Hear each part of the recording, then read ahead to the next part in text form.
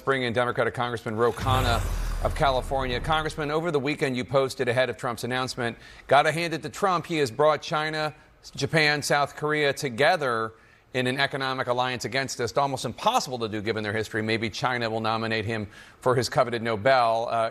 It's obviously a little cheeky reference to the fact that the enemies of Japan, South Korea, and with China are all coming together in opposition to this. Are you worried about this economic alliance forming in a long-lasting way? I'm very worried. Look, I share the president's goal of making us a manufacturing superpower. I share his frustration that 90,000 factories closed since 2000 and that there was a huge mistake of globalization. But why would you put tariffs on Japan? Why are you putting tariffs in the same way on South Korea? Focus the tariffs on China, not blanket tariffs on our allies. And that is really driving not just Japan and South Korea to China, it risks driving some of Europe into China's sphere. And our biggest challenge, as Tom Friedman wrote this morning in the New York Times, is China. We should be viewing them as the peer competitor. I want to ask you, there's another big story breaking this afternoon.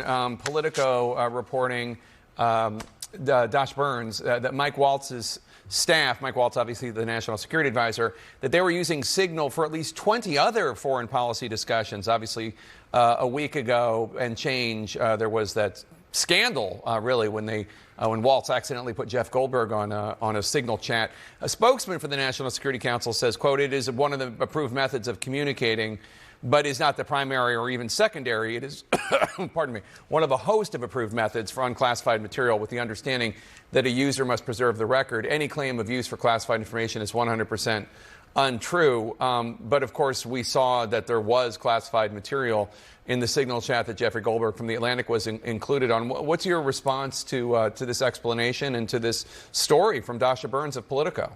Well, it's a real disappointment. Look, I know Mike Waltz. We chaired the India Caucus together when he was in Congress. We had a good relationship. He was on the Armed Services Committees. He knows better. He would never have classified information on the Armed Services Committee on a Signal chat. You'd use Signal, as Congress members do, to discuss policy, not to discuss information in a skiff. And I guess what I'd ask him, and I'd ask Hegseth, is to come before the Armed Services. Mike Waltz served on the Armed Services Committee, and explain what happened and accept some accountability. When Lloyd Austin was not present for 3 days, the Armed Services Committee called him immediately, and we had a hearing within 2 weeks on that. Well, why aren't we having a hearing on this Signal issue where both Pete Hegseth and Mike Waltz come and explain what went on and how they're going to make sure this never happens again?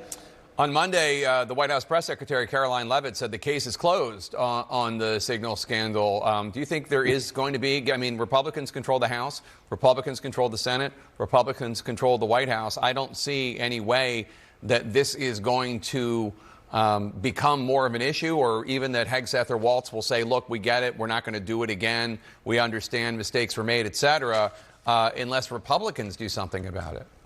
I totally agree. And look, Jake, Republicans have been very, very reluctant, even in private, to criticize Donald Trump on almost anything. I don't want to mention names, but there are Republicans on the Armed Services Committee who in private are very concerned with what happened on Signal. And I think on this issue, which cuts across parties, which is about our national security, you are going to have Republicans speaking up. So the White House is delusional if they think this is just going to go away. It's frankly the first time I've heard in private Republicans criticizing the administration. Interesting. Congressman Khanna of California, always good to see you, sir. Thank you so much for being here. Coming up next, I'm going to be joined by